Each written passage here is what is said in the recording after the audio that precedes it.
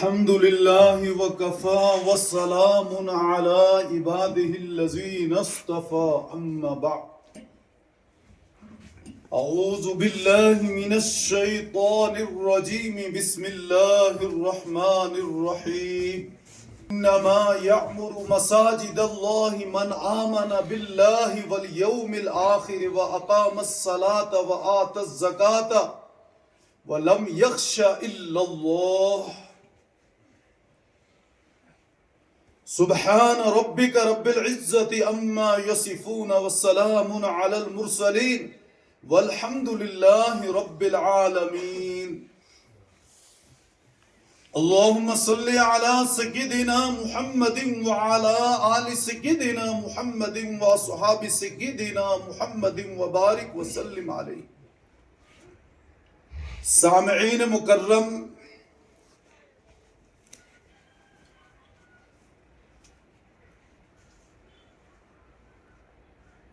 آپ حضرات کے اس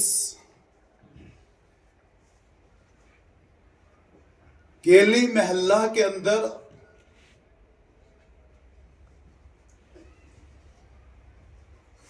اللہ کے فضل و احسان سے آپ حضرات نے جو محلہ مسجد تعمیر کی ہے، آج اس مسجد کا افتتاحی پروگرام ہے۔ آج سے اس مسجد میں نماز کا آغاز ہوگا۔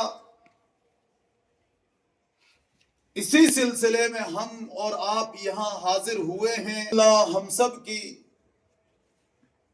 حاضری، شرکت اور شمولیت کو اپنی بارگاہ سمدیت میں قبول و منظور فرما کر ہمارے لیے مغفرت، بخشش اور نجات کا ذریعہ بنا۔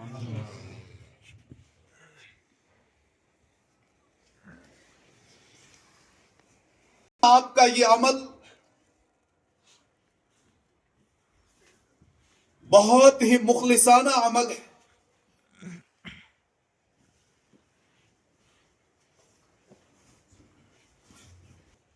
اس کائنات کے خالق و مالک اللہ رب العزت کے رضا و خوشنودی کو حاصل کرنے کے لیے انجام دیا۔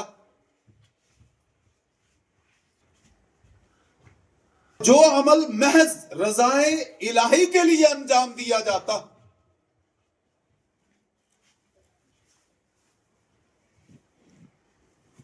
جہاں وہ عمل بندوں کے لیے توشہ آخرت اور ان کی نجات کا ذریعہ بنتا ہے، وہیں وہ عمل دنیاوی اعتبار سے ان کے لیے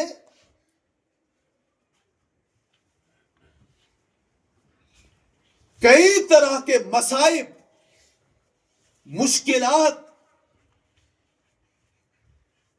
اور پریشانیوں سے نجات کا باعث بھی ثابت ہوتا ہے۔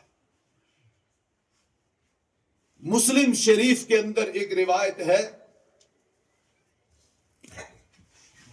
حضرت عبداللہ ابن عمر رضی اللہ عنہ اس روایت کے راوی،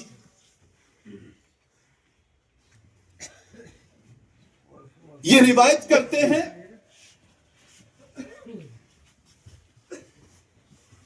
کہ 3 افراد سفر میں جا رہے تھے۔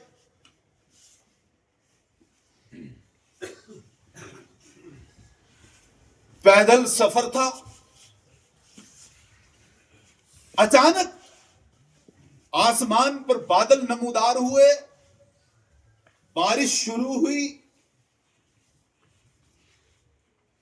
بارش سے بچنے کے لیے انہیں کوئی پناہ گاہ نہیں ملی۔ بالآخر وہ ایک غار میں داخل ہو گئے تاکہ اس غار میں پناہ لیں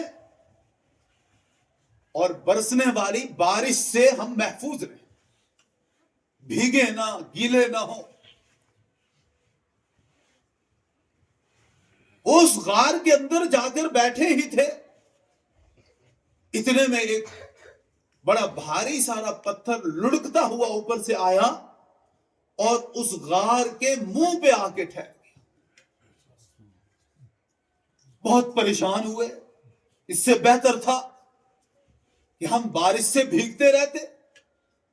اب تو یہاں سے نکلنا ہمارا بہت دشوار تھا. تینوں نے مل کے دھکا دینے کی کوشش کی لیکن وہ پتھر ہلا نہیں, سرکا نہیں. مشورہ کیا کہ کیا کیا جائے. کہا اللہ کی طرف رجوع کیا جائے. مصیبت میں گرفتار ہو اور اللہ کی طرف رجوع کر کے اپنے اس عمل کے وسیلے سے ہم میں سے جس نے بھی جو عمل اپنی پوری زندگی میں اخلاص کے ساتھ محض اللہ کی رضا و خوشنودی کو حاصل کرنے کے لیے کیا ہو, اس عمل کے توسل, اس کے صدقے طفیل کر کے اللہ سے دعا مانگے تاکہ یہ پتھر سرک جائے, کھسک جائے, ہٹ جائے. ہر ایک نے اپنی اپنی زندگی پر نگاہ دوڑائی, مخلصانہ عمل کو تلاش کیا.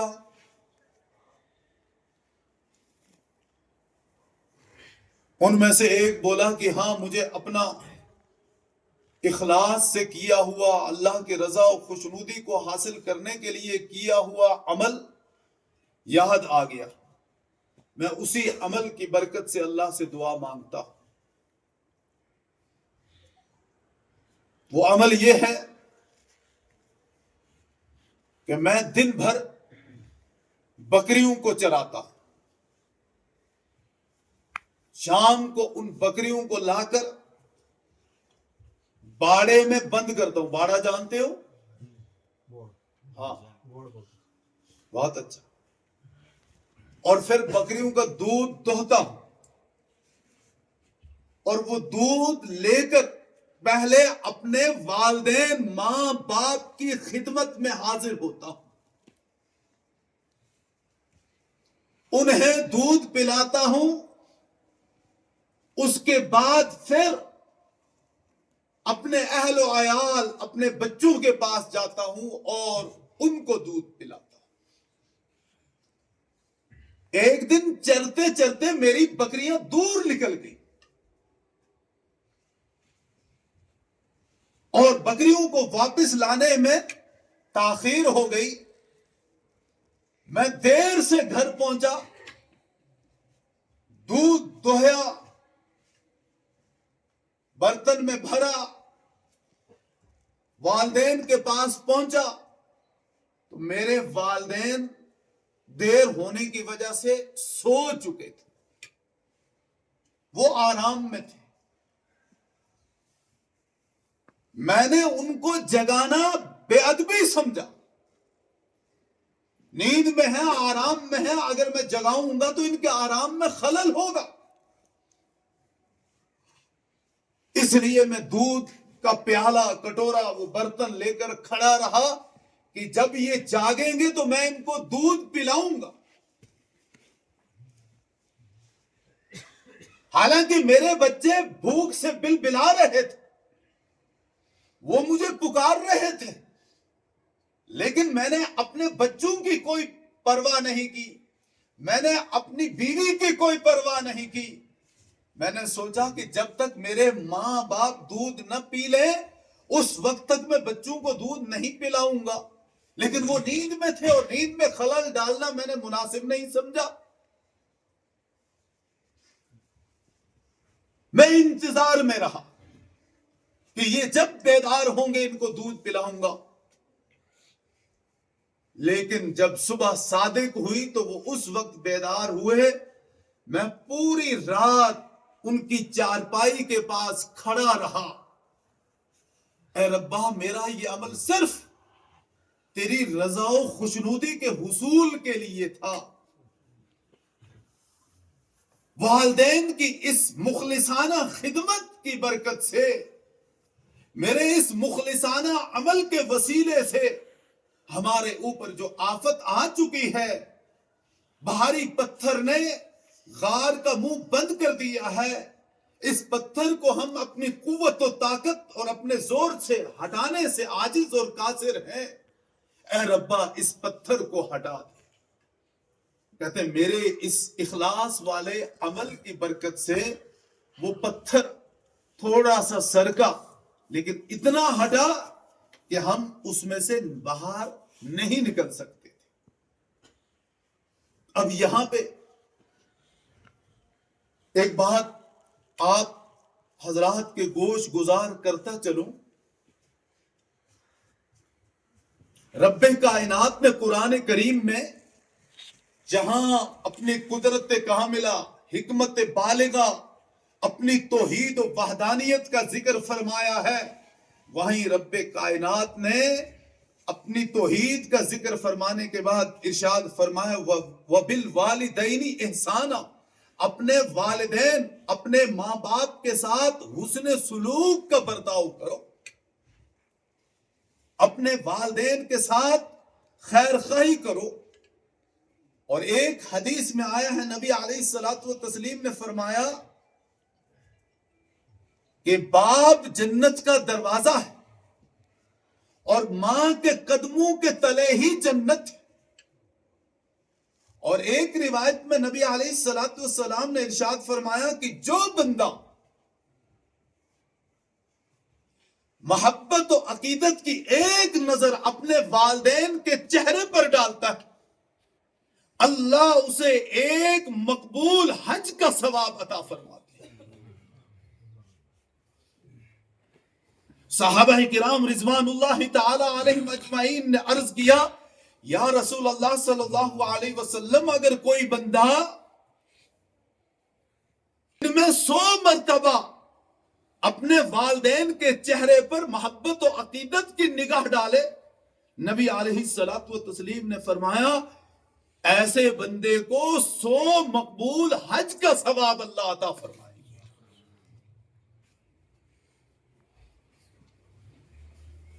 والدین بہت بڑی نعمت ہے۔ آج لوگ اپنے والدین کی ناقدری کر رہے ہیں، والدین کو ایذا و تکلیف پہنچا رہے ہیں، اور ایسے کئی والدین ہمارے پاس اپنے اپنے طور پر آ کر اپنی اولاد کی شکایت کرتے ہیں، اور یہاں تک نوبت پہنچ چکی ہے۔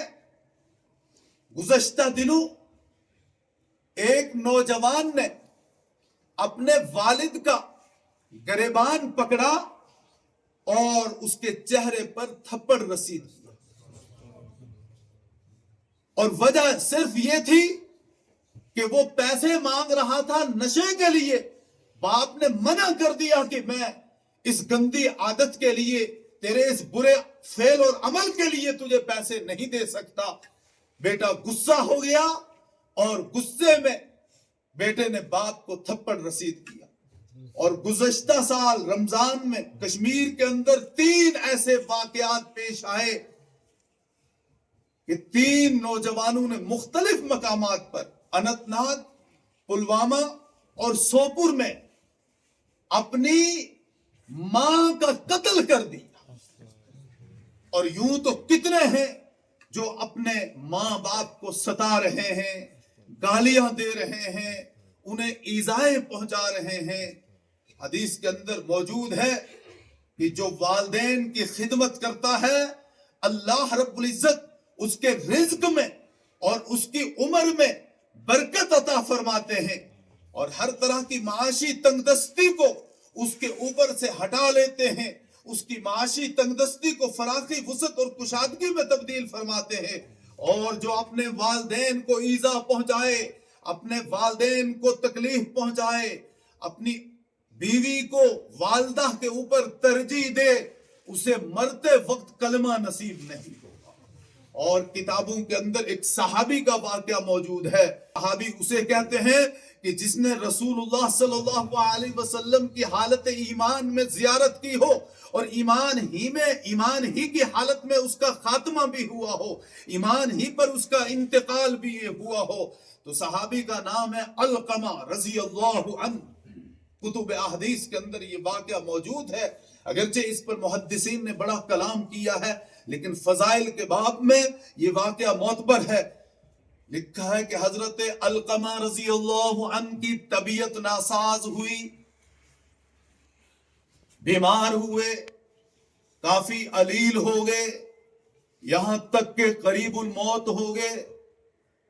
ان کے گھر والے انہیں کلمہ کی تاکید کرنے لگے, ان کے پاس بیٹھ کے کلمہ پڑھنے لگے تاکہ علقمہ رضی اللہ عنہ کی زبان پر بھی کلمہ جاری ہو جائے, ان کی موت ایمان و یقین پر آئے, ان کا حسن خاتمہ ہو.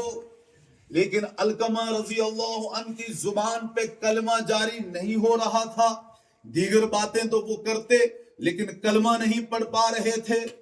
ان کی اہلیہ نے نبی علیہ الصلوۃ والتسلیم کے پاس یہ پیغام بھجوایا کہ میرے شوہر کو مرتے وقت کلمہ نصیب نہیں ہو رہا ہے.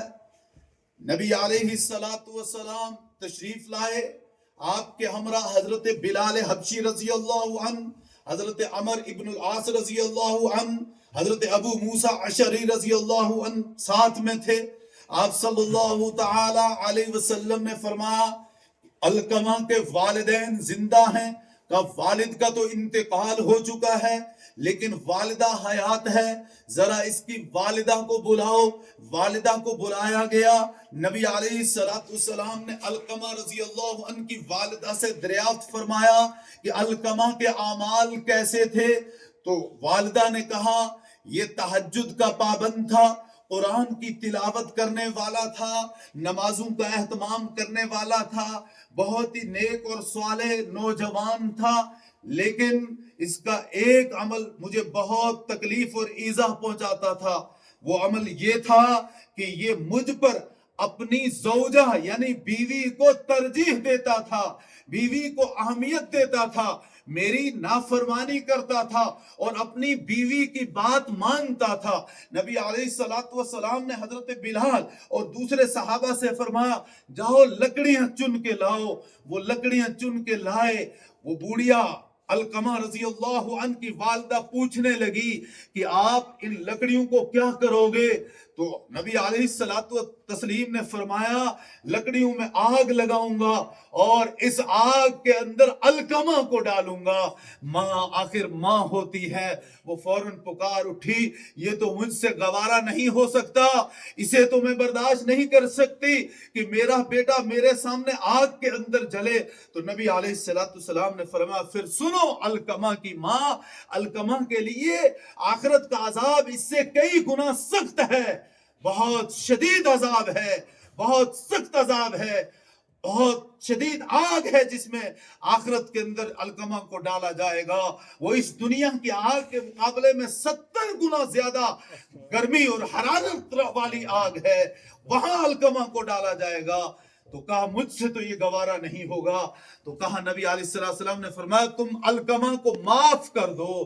بوڑھیا نے بولا میں علقمہ کو معاف کرتی ہوں, جو بھی اس نے مجھے تکلیف پہنچائی, ایذا پہنچائی, میری نافرمانی کی, میں اس کو بخش دیتی ہوں. نبی علیہ السلام نے بلال حبشی رضی اللہ عنہ سے فرمایا ذرا دیکھو جا کر علقمہ کی زبان پہ کلمہ جاری ہوا یا نہیں. تو بلال حبشی گئے, علقمہ کی زبان پر دیکھا تو کلمہ لا الہ الا اللہ محمد الرسول اللہ صلی اللہ علیہ وسلم جاری تھا. پھر علقمہ کا انتقال ہو گیا. نبی علیہ السلام نے جنازہ پڑھا, تدفین ہوئی. تو نبی علیہ السلام نے اس وقت ارشاد فرمایا تھا کہ جو اپنے والدین کو تکلیف پہنچائے گا, جو اپنی ماں کے اوپر بیوی کو ترجیح دے گا, ماں کی نافرمانی کرے گا, ماں کو ایذا پہنچائے گا, ماں کو تکلیف پہنچائے گا, یاد رکھیں کہ اسے مرتے وقت کلمہ نصیب نہیں ہوگا, اس کا خاتمہ بالخیر نہیں ہوگا. اس لیے ہر ایک کو اپنے گریبان کے اندر جھانکنے کی ضرورت ہے، اپنے آپ کا محاسبہ کرنے کی ضرورت ہے۔ کتنے لوگ ہیں جن کے والدین آج تڑپ رہے ہیں، ترس رہے ہیں، لیکن ان کی اولادیں ان سے ملاقات کے لیے جانے کو تیار نہیں ہیں۔ اپنی بیوی کو سوٹ کے اوپر سوٹ لا کر دیتے ہیں، بیوی کی ہر فرمائش کو پورا کرتے ہیں، لیکن ماں کو سال ہا سال کے بعد بھی کپڑوں کا ایک جوڑا دینا گوارا نہیں کرتے ہیں۔ ماں کی خدمت کے لیے تیار نہیں ہے، باپ کی خدمت کے لیے تیار نہیں ہے، ماں باپ کو اپنے گھر میں ٹھہرانے کے لیے آمادہ نہیں ہے۔ یہ بوڑھے یہ گھر میں گند ڈالیں گے، یہ گھر میں یہ کریں گے، یہ گھر میں وہ کریں گے۔ کس قدر افسوس کا مقام ہے کہ وہ والدین جنہوں نے شب و روز رات دن ایک کر کے اپنی اولاد کی کفالت کی، اپنی اولاد کی پرورش کی، اپنی اولاد کو پالا، 4 بیٹوں کو، 5 بیٹیوں کو، 8 اولاد کو، لیکن افسوس کا مقام ہے کہ آج وہ 5 بیٹے، وہ 6 بیٹے 2 ماں باپ کی خدمت نہیں کر پاتے ہیں، اور والدین کو اپنے گھروں سے نکالا ہوا ہے، اور وہ الگ تھلگ بڑھاپے کے عالم میں جب انہیں امید تھی کہ ہماری اولاد بڑھاپے کا سہارا بنیں گی، وہ بڑھاپے میں ہمارا ہاتھ بٹائیں گی، ہم بیٹھ کے کھائیں گے، ہماری اولاد بڑھاپے میں ہماری خدمت کرے گی، لیکن آج اس کا برعکس ہو رہا ہے، اور بڑھاپے میں والدین تڑپ رہے ہیں، ترس رہے ہیں اور تکلیف کے اندر مبتلا ہیں۔ ان کی یہ تکالیف کہیں ایسا نہ ہو کہ ان کے دل کے اندر کی آہ نکلے اور وہ اولاد دنیاوی اعتبار سے بھی برباد ہو جائے، اخروی اعتبار سے بھی برباد ہو جائے، جو اپنے والدین کا خیال نہیں رکھتی۔ تو اس شخص نے وہ عمل کیا تھا کہ میں والدین کو جب تک میں نے دودھ نہیں پلایا اس وقت تک میں والدین کے بیدار ہونے اور جاگنے کا انتظار کرتا رہا، اور جب والدین جاگے اور میں نے ان کو دودھ پلایا پھر میں اپنے بچوں کے پاس گیا، پھر میں اپنی بیوی کے پاس گیا، پھر ان کو میں نے دودھ پلایا۔ یہ میرا عمل ربا محض آپ کی رضا کے لیے تھا، آپ کی خوشنودی کے لیے تھا، اے ربا آپ کو راضی اور خوش کرنے کے لیے تھا۔ میرے اس عمل کی وجہ سے پتھر کو میرے اوپر سے ہٹا دے۔ اللہ نے اس نوجوان کے اس مخلصانہ عمل کی وجہ سے پتھر کو تھوڑا سا ہٹایا، لیکن وہ پتھر اتنا ہٹا کہ وہ باہر ابھی نکل نہیں سکتے تھے۔ پھر دوسرے شخص نے اپنی زندگی کے اوپر نگاہ دوڑائی اور ایک عمل اس کو مخلصانہ عمل ملا۔ وہ مخلصانہ عمل یہ تھا جو اللہ کی بارگاہ میں اس نے پیش کیا، اور اس عمل کے وسیلے سے دعا مانگی، اے ربا میں ایک لڑکی کے اوپر فریفتہ ہو گیا تھا، رشتے میں وہ میری چچیری لگتی تھی، میں نے اپنی نفسانی خواہشات کو اس پر پیش کیا، اس نے مجھ سے 100 دینار طلب کی، میں اس کو حاصل کرنے کے لیے 100 دینار جمع کرنے میں مصروف ہو گیا۔ میں نے 100 دینار جمع کیے، اور اس کے بعد میں نے وہ 100 دینار اس کو دیے، اس نے اپنے آپ کو میرے سپرد کیا، میں اس کے اوپر قادر ہو گیا کہ اب اس سے بدکاری کا ارتکاب کروں۔ اس موقع پہ اس نے مجھ سے یہ کہا، اتق اللہ، اللہ سے ڈر، تجھے اس بات کا خوف اور ڈر نہیں ہے کہ اللہ کے سامنے پیش ہونا ہے، اللہ کے سامنے کیے ہوئے اس عمل کا جواب دینا ہے؟ جو ہی اس لڑکی نے یہ بات کہی تو میرے اوپر ایک اضطرابی کیفیت طاری ہو گئی، کپاہٹ طاری ہو گئی، میرا جسم تھر تھر کانپنے لگا، اور میں نے ربا صرف آپ کے خوف سے، آپ کے ڈر سے اس کو چھوڑ دیا اور اس کے ساتھ بدکاری اور زناکاری کا ارتکاب نہیں کیا۔ اے ربا میرا یہ عمل محض اور محض آپ کی رضا و خوشنودی کے حصول کے لیے تھا، آپ کے خوف اور ڈر کی وجہ سے تھا۔ اے اللہ میرے اس مخلصانہ عمل کی وجہ سے ہمارے اوپر سے اس آفت کو ہٹا دے۔ کہتے ہیں وہ پتھر ہٹا، لیکن اتنا ہٹا کہ ابھی بھی یہ باہر نہیں نکل سکتے تھے۔ اس کے بعد تیسرے شخص نے اپنی زندگی پر نگاہ دوڑائی، اور نگاہ دوڑانے کے بعد رب کائنات کے سامنے دعا مانگی کہ اے ربا میں نے ایک شخص کو اپنے گھر کے کسی کام پر مزدوری کے لیے لگایا، اس شخص نے مزدوری کی، اس کے بعد جب کام مکمل کر لیا تو وہ جانے لگا، تو میں نے اس کو کہا کہ پیسے لے جاؤ، مزدوری لے جاؤ، اپنی اجرت لے جاؤ۔ اس نے کہا میں بعد میں لوں گا۔ بعد میں وہ بھول گیا اور آیا نہیں، اس کی وہ مزدوری میرے پاس رہ گئی۔ میں نے اس پیسوں کے بدلے میں جو اس کی اجرت اور مزدوری بنتی تھی، ایک گائے خریدی۔ پھر اس گائے نے آگے چل کے ایک بچہ دیا، پھر وہ سلسلہ بڑھتا رہا، حالانکہ اس قدر وہ سلسلہ بڑھا کہ کئی گائیں ہو گئی۔ ایک دن وہ شخص اچانک آیا اور کہنے لگا مجھ پر ظلم نہ کر، میری وہ دہاڑی دے دے، میری وہ اجرت اور مزدوری دے دے جو میں نے دن آپ کے ساتھ لگایا تھا، جو میں نے کام انجام دیا تھا۔ کہتے ہیں میں نے اس کو کہا وہ جو گایوں کا ریوڑ ہے اور جو اس کو چرانے والے غلام ہیں، وہ سب تیری اجرت ہے، تیری مزدوری ہے، ان کے ساتھ ان کے سمیت تو لے جا۔ وہ کہنے لگا مذاق نہ کر، میری تو ایک دو دہاڑیاں ہیں، اتنی اجرت میری تھوڑی ہے۔ میں نے کہا حقیقت ہے، مذاق نہیں ہے، تیری اس اجرت اور جو دہاڑی بنتی تھی اسی کے بدلے میں نے ایک گائے خریدی تھی، اس ایک گائے سے سلسلہ بڑھتا آج اتنی گائیں ہو گئی ہیں کہ میں نے ان کو چرانے کے لیے کئی غلام اور خادم رکھے ہوئے ہیں، تو یہ سب تیری اس اجرت کے بدلے میں ہے، لہٰذا یہ تیری اجرت ہے، تو لے جا۔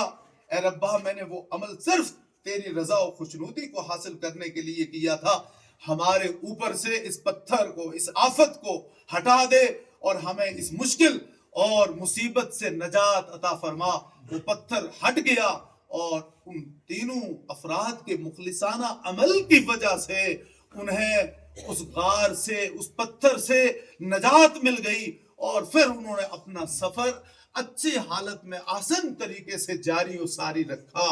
عرض کرنے کا مقصد یہ ہے کہ جو عمل اخلاص کے ساتھ کیا جاتا ہے وہ عمل اللہ کی بارگاہ میں مقبول ہوتا ہے، وہ آخرت میں اجر و ثواب کا باعث ثابت ہوتا ہے، وہ آخرت میں بخشش و نجات کا ذریعہ بنتا ہے، لیکن دنیا کے اندر بھی وہ عمل مصائب سے نجات کا ذریعہ ہے، مشکلات سے چھٹکارے کا باعث ہے، حالات و احوال کے نشیب و فراز سے چھوٹنے کا سبب اور باعث بنتا ہے۔